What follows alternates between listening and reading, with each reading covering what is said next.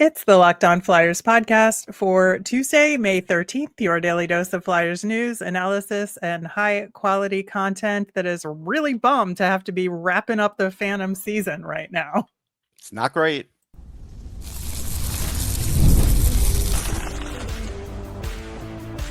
Your Locked On Flyers, your daily podcast on the Philadelphia Flyers. Part of the Locked On Podcast Network. Your team every day. Hey there, and thanks for making Locked On Flyers your first listen every day. I am Rachel Donner. I've been podcasting about the Flyers, the NHL, and hockey for a decade, and I'm here with prospect expert and Flyers credentialed reporter for 19 years, Russ Cohen. To keep up with our latest episodes and Flyers news, you can find us at Locked On Flyers on Instagram, Threads, Blue Sky, and Twitter, and of course here on the Locked On Podcast Network, your team every day. Russ, we talked a little bit about Men's Worlds and Travis Konechny. We were recording midstream in a Team Canada game. Travis Konechny did wind up with 2 goals and an assist in that 7-1 win Canada had. Yeah, I over thought Latvia. 9 goals. They only got 7. They disappointed. Close enough. But good job, Travis Konechny. Appreciate you. And he also had a couple roughing penalties. That's so, good. Sounds like him. So. Yep. We are starting up our off-season poll question that we do each week over the summer, and we talked about it yesterday, and it's related to the Flyers pick at 6th overall and who you would select given certain availabilities. Link to that is in the show notes. We've already gotten a whole lot of responses. Love to get some more, as well as your comments and thoughts on the options we presented. So make sure you get your voice heard on that. The Lehigh Valley Phantoms were tragically eliminated from the AHL Playoffs on Sunday. As we know, they lost 4-2 to Hershey. They had been up 2-1 in the series, had 2 chances to close it out, and did not. And I think, before we dig a little bit into the ins and outs of those particular 2 games and some player performances, I think it just sort of begs the question about the season as a whole. And was it a success? And when you look at the season standings, this year they wound up in 5th place in the division and won 1 round in the playoffs, lost the 2nd round to Hershey. Last year, they were 6th in the Atlantic. They won 1 round in the playoffs and got eliminated by Hershey. The year before that, they were in 6th place in the Atlantic and lost that first series in the playoffs. And so the year before that, they did not even qualify for the playoffs. So I would say there has been some progression of this team in terms of the end results. They got a little bit further each time. However, I don't know that I would call this string of years a success either. And it's really hard to look at those numbers and those results and not think that, but I do think there's rhyme to that reason, right? Yeah, I think there's marginal success there, marginal. And Yeah. I think this year, with the flood of talent that came in, there was a higher expectation, especially when you had a chance to close out a series. So I think based on both of those things, that's what really stings, is the fact that there were some things, and we'll go over them, that could have been done here that weren't. And I think they were just obvious things. Right. And I think when you're asking whether a season was a success for an AHL team related to the organization as a whole, you kind of have to look at it in a two-pronged approach. You have to say, okay, were they successful in terms of wins and losses? Right. That's the first thing you look at, and where they are in the standings, and were they competitive, and were they able to make adjustments, all that sort of stuff that goes with where you are in the standings. But then the other prong is obviously player development. And did the players that are deemed top prospects in the organization that are playing there make progress? Were there call ups? Were those call-ups successful? Did any of them stick? Did some of them go back for roster space reasons versus ability to contribute reasons? All of that. And I think you really do need to look at that entire picture to evaluate this team, right? You do. You have to look at the entire picture. I think there, like I said, there were some positives. I just don't feel like there were enough of them. Yeah, and I think a lot of it does come down to the head coach Yeah. in these situations because it is I mean, it is a very difficult job to coach an AHL team because there are so many strings pulling you in so many different directions. And I think that it takes a very special talent to be able to coach at the AHL level because you have to be able to do the day to day of practice and skills development and strategy and line setup and all that stuff that goes along with coaching a team. But you have to be able to teach young players to be able Hmm. to play in a way that you almost don't at the NHL level. There's player development and there's growth and there's teaching there, but it's a different kind of teaching at the NHL level versus the Much different. level. Much different, right? And then you also have to be able to provide information and provide players for your NHL team when they need it and be able to support the NHL team. So it is a difficult job, I would say. No, it's definitely a difficult job. Look, I mean, when we go over results of particular players, most of them disappointed, especially the young ones. You expected more of a push from some of the young talent, especially if you think that they're going to, possibly, be elite in the future. So like there's higher expectations. And I think that the coach helped that? No, I don't think he helped elevate that at all. Right, and the reason why I went back 3 years in Hmm. terms of the results is that's when Ian Laperriere took over Right. as head coach. He started his job on June 5th, 2021, and that was, like, when there was, like, the turnover and they decided to assign Lappy down from the Flyers. He had been an assistant coach with the Flyers and assigned him as head coach of the Phantoms, ostensibly to give him time to cook, learning how to coach in a lot of ways. And so I think that while he is a player's guy in a lot of ways, I think his ability to learn the ins and outs of the coaching job had a limit. And I think he reached that limit and wasn't able to do the additional things that the Flyers organization needs from their AHL head coach. Yeah, I think that's fair. I think, he has been an assistant in the NHL, yes. Mhm. And he was a pretty good player development guy. I think he was good at that in the job early Yeah. on. And for this, it's been up and down. I mean, we've talked about it. Like it's definitely been an up and down process. And now it's like I'm looking at it and I'm like, I'm not thrilled. Right, and I do want to acknowledge something that we have talked about on past shows in that John Tortorella was not very communicative with him, No, right? And I think there was a certain degree of unknown that Lappy was probably dealing with and having to operate in a vacuum in a lot of ways because there was not collaboration between the Flyers and the Phantoms in terms of that player development process. So I do again want to acknowledge that that was probably very hard for Lappy, I don't know. but See, also there's ways around it too.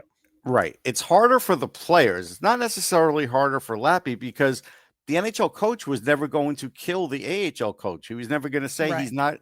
he didn't care. So really, when it came down to him coaching in the AHL, doing his own thing, while it's not the best thing for the organization, doesn't change his coaching strategy. Like if it's good, it's good. If it gets Right. changed when a guy goes up, then it's fine. But it Right. didn't matter because, we know that it wasn't good enough. Yeah, and so I think, there's a lot to it here. There's been some lists out there for the Flyers head coaching job that put Lappy on it as an option. No, I just do not think that's a viable thing right no. now. and as of now, we don't know what Lappy's future is with the organization, if they're going to keep him around or not. Right. But that's something, hopefully over the next week or so, we'll know the answer to that question, so that when the Flyers are looking for their head coach, they can figure out a coaching system that works throughout the organization.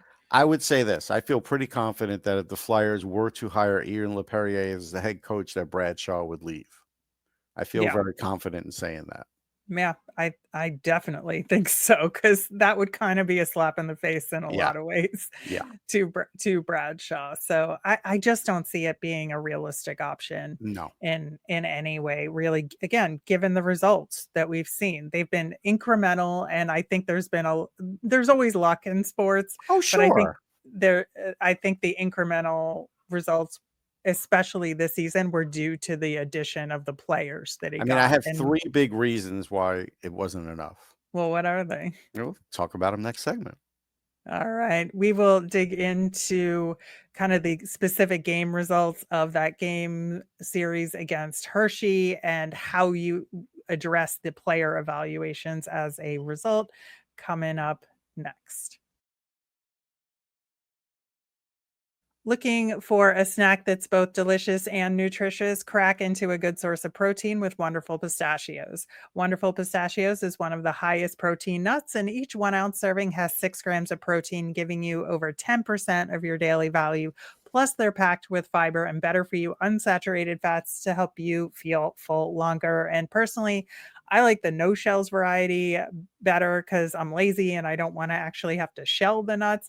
It's perfect for grab and go snacks and to have at my desk while I'm working. I just got another supply of the sea salt and vinegar no shells, which is my personal favorite flavor, but all of them are so good and healthy too. Wonderful Pistachios is a complete protein providing all 9 essential amino acids. These little green wonders pack a protein punch. So get snacking and get cracking with the snack that packs a protein punch. Visit wonderfulpistachios.com to learn more. On tomorrow's show, we've got a little bit of an expanded mailbag for you with a topic based on 2 excellent mailbag questions we got from Patrick and Amy related to the center position in the Okay. upcoming draft. So we're going to talk about what makes a great center in the NHL and what the Flyers should be looking for. So very excited to get to that. Plus, we'll answer some additional mailbag questions. So get those in. You can email us at lockedonflyers@gmail.com. Send us a message on any of our socials or comment on our YouTube channel. Russ, one of the things that kind of bummed me out about games 4 and 5 for the Phantoms is that they didn't make any adjustments Nope. at all. And I think that is a huge factor in this churn around Lappy and why we're talking about the team in that way and his role as coach. Yeah, I think, early on we were talking about some of the line things or player things. And when they didn't happen, I just kind of stopped talking about it. And, and I'm not saying he went status quo. I don't think he did that. But there were changes he could have made at times that I don't think he made. And we could go through them when you want to go through them. And then when we talk about players, there's things, that he should have changed for players too, certain players. Yeah, I agree. And when they didn't win, I think that was the opportunity to make some changes Right. and maybe go back to some of the things that had worked before in the Wilkes-Barre Scranton series. And Yeah. I think, we saw Hershey make adjustments. Mhm. They completely changed things. In game 5, they played 11-7 Yeah. in that game. They switched up the goaltender when they needed to. And we talked about this on yesterday's show that Carson Bjarnason was there and backing up. He should have And played. Cal Peterson had a terrible game 4. Like, what was there to lose by There was putting nothing to Bjarnason lose. in game 5, And especially when we saw how it played out? Right. There was nothing to lose to start him in that game. He first said he wasn't playing right away.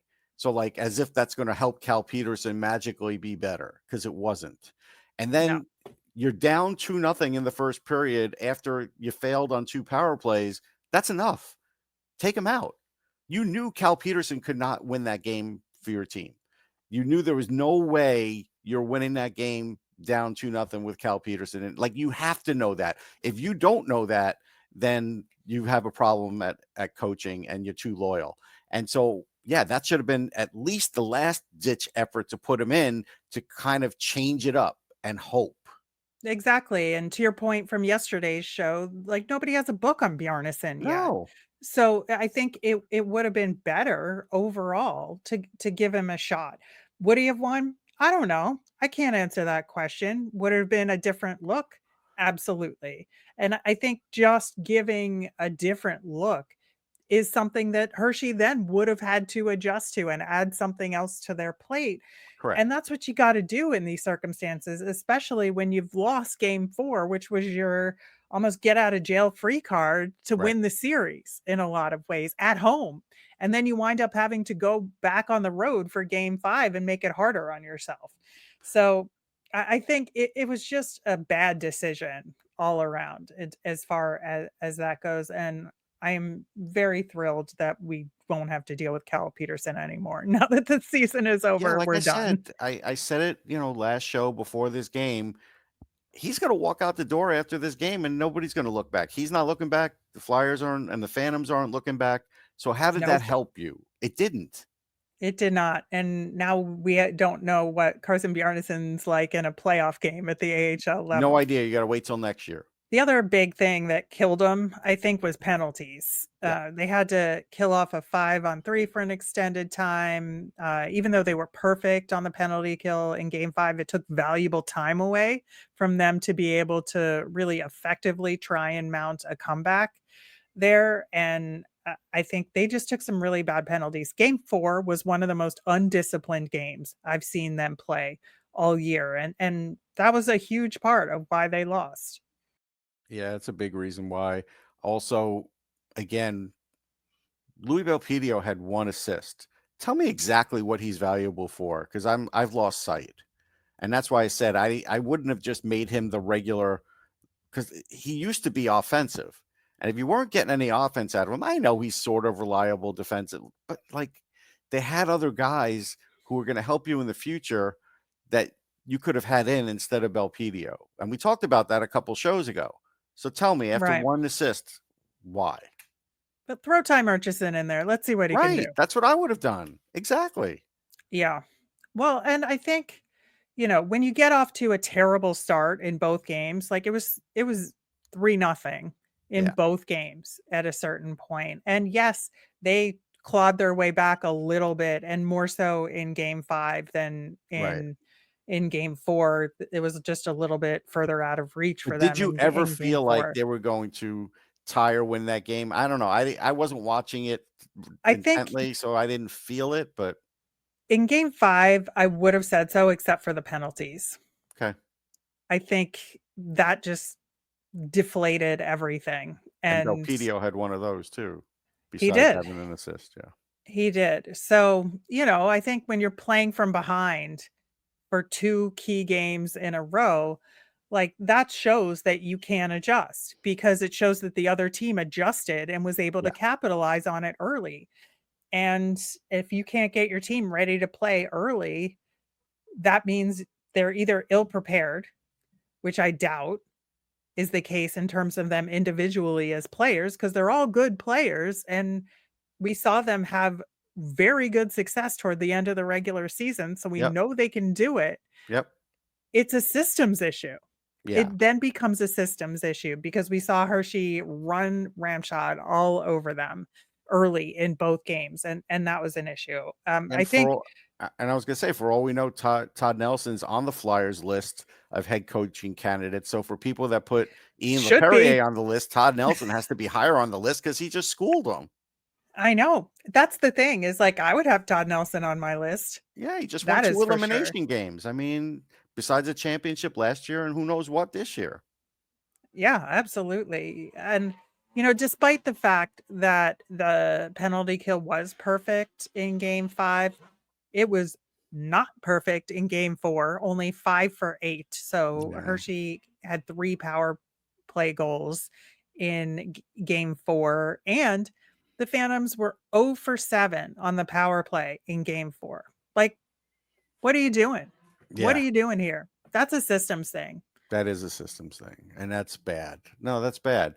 So at some point, we need to talk about the future young stars that were kind of like meh. Well, that's the thing. So when you're looking at like the player evaluations Mhm. here, I feel like in these playoffs, you kind of have to put them in different categories, right? Okay. In terms of true prospects versus AHL guys, right? And the Right. expectations there. So I would only have one guy in the already kind of a flyer category, and that's Emil Andre, right? Right. And I would say he was solid, but not standout particularly. Right. And that's I agree with that. So he had an assist in each of the games. I think Yeah. he played his game very well, but he didn't stand out particularly. Then you have, like, to me, your top 3 prospects who played in the playoffs are Jet Luchenko, Alex Bump, and Nikita Grabenkin. Right. So let's start first with Grabenkin. Like he's good. He has a role on the ice, but he's not going to be like a super impactful offensive player. He is not. I know people are thinking that, hoping that. I think he could hang at the NHL level, but he's going to hang there because he's more of a pest and can put in some offense. But I Right. don't think he's, going to get anywhere near like being a 50-point guy. I don't think he's anywhere near that. So I No, just and I want to think he'd be a draw the line there. fantastic 4th liner at Yes. the NHL level. And He's that's what I gonna think he's destined for. like, if he could be Garnet Hathaway, I'd be Yeah. a happy camper, Same here, but right? I think people's expectations may have been a little higher when they first got him. I think what you're saying now is more in line. And So, I think that's fine. I yeah, me you too. know, because we also got a first rounder in that Oh, deal. it's a good trade. Yeah. I think that's the way you have to look at it. Okay. So then we look at Alex Bump. And for anybody that felt like Alex Bump was going to be on the Flyers next year, slow your roll. He needs a full year in the AHL or at least 3/4 of a year of domination before you even think about getting him in the NHL because he can't find space. He found space early on because he came in on a heater, but then it leveled Right. off for him Yep, big time. exactly. Exactly, and I think he learned a lot in these playoffs. Oh, I'm sure. actually super happy with how he played because I Hmm. think he played his game to the best Hmm. of his ability, but I think he also learned the shortcomings of his game, and he Right. knows exactly what he needs to work on. I think this Right. was a hugely And that's impactful okay. Like period that's for him. the normal Yeah, progression. I just think expectations were crazy. There was a little hysteria with him. And I think everybody needs to calm down now and realize, okay, he's got to go through it like most do. And he does. And that's right, fine. and I feel pretty similarly about Jet Luchenko. Oh, I think definitely about Jet Luchenko. Yeah, I think, he still didn't get on the board, but plenty of assists, some really solid plays, really good vision, He showed off his really vision, his good. skating's good. There's other things Yeah, where it's not quite right in his game. The only thing that's a worry, and again, and we'll be getting into this with the mailbag thing, but when you are a center nowadays, just being a playmaker is not good enough anymore. And people are like, well, why are you expecting scoring from him? Well, because he scored at every level. I'm not expecting him to be a 40-goal scorer. But what I'm saying is like someone like Dylan Larkin who could put pucks in, that's sort of like if you're like in that top 6 now, you have to do someone at some of that. And he's played 20 pro games now, playoffs, Flyers, everything, and he doesn't have a goal yet. So he's got work to do, a lot of it. he does. He does, but definitely some real No positive question. There's a lot to to his like. game. But I think we have Yeah, to be realistic about it and say, okay, don't look at the Flyers next year. It doesn't matter how many muscles he puts on over the summer. There's other parts of his game away from the puck, defensively, things like that. He has to work on those things. And he's probably going to have to go back to juniors to do it to start because he's not going to be old because of enough. the age. Yeah, Yeah. yeah. Well, we're gonna have a lot of consternation around that, I'm Oh, yeah. sure, this off season. We'll There'll be a talk lot of about it mailbag more. comments about it and And everything else, it I'm sure. it yeah, in the meantime, we are going to talk about the rest of some of those prospects and look ahead coming up next.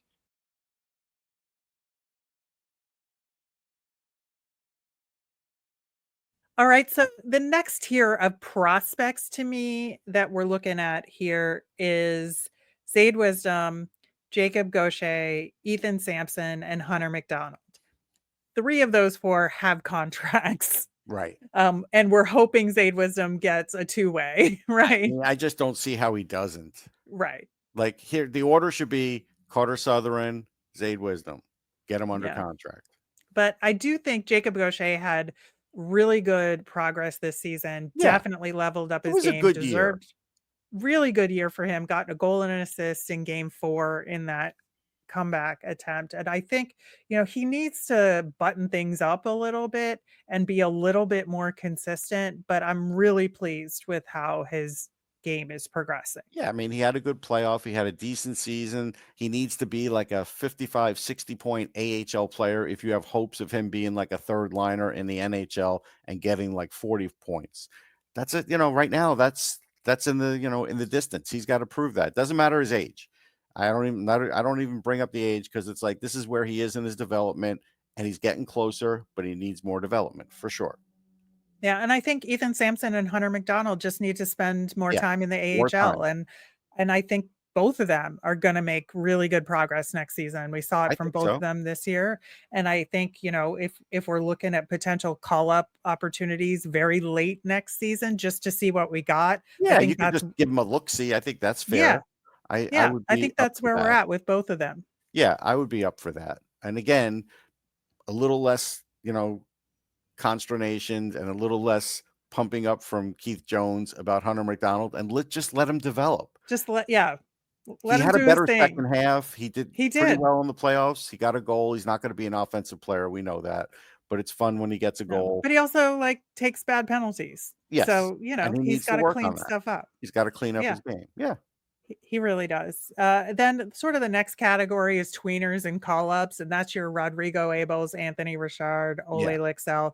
We don't know what's happening with Lixell yet, but I think we've both agreed we want them to re-sign Rodrigo Abels. We do. And he's a perfect tweener call-up He is. option, and Depth guy. you can see flashes of really good stuff. He's got a great shot. Anthony Richard kept off the board in game 4, a goal in game 5. He's just reliable. He's a reliable call-up, and he's a he's very got good another year AHL left. player. So, He's another depth guy. I don't look at him as a future flyer full time. I don't. right. But you need these depth guys, and both of these guys can be that. Giant question marks for me are Adam Ginning and Helge Grans. Yeah. Who knows? I don't know.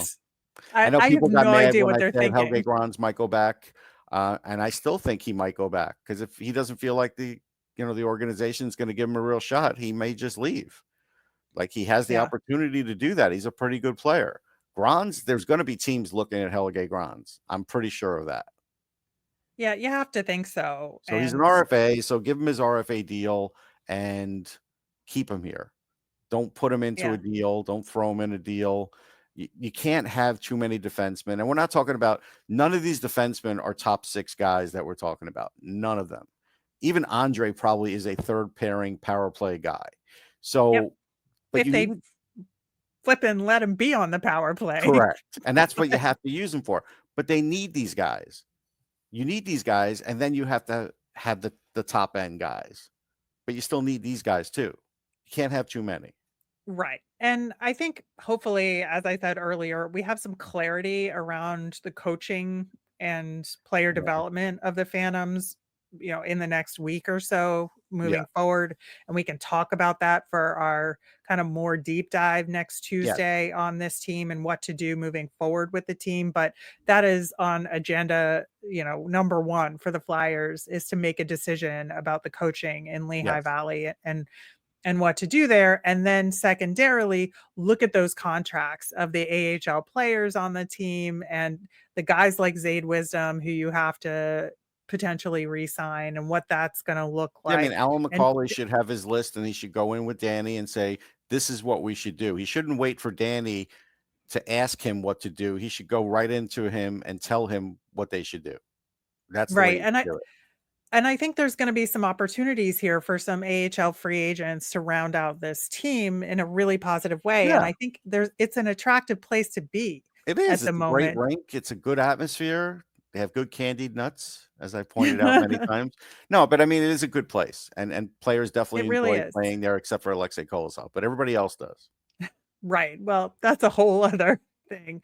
But yeah, I think, I'm looking forward to Carson Bjarnason learning Yeah. how to be a pro goalie there Yep. next year. And there's going to be a lot of stuff around that. And that's kind of what we're going to dig into next week Could is be to him and just get, Fedotov. It could be him and somebody else. Like, we yeah. have no idea. Yeah, so we're going to get into the nitty-gritty of what to do with Lehigh and their existing roster as it Right. stands and who's going to be around and who won't be. But so much to talk about with that team. And we'll continue to do so over the course of the off season as we learn things. And as I said earlier, tomorrow's show, we're going to do an expanded mailbag with what it takes to be a good center in the NHL and what the Flyers should be looking for in this year's draft, and some more of your questions. So let us know via any of our socials at Locked On Flyers. You can email us at lockedonflyers@gmail.com or comment on our YouTube channel. I'm Rachel. I'm on Blue Sky and Twitter at rmiriam. That's RMIRIAM. I'm Russ. I'm at Sportsology on the same socials, SPORTSOLOGY. Thanks for making Locked On Flyers your first listen today. For your next listen, check out the all-new Locked On NHL Game Night. Every game, every night, until a Stanley Cup champion is crowned. Get local analysis on a national scale with NHL Game Night on Locked On NHL on YouTube or wherever you listen to podcasts. Have a great day, everyone.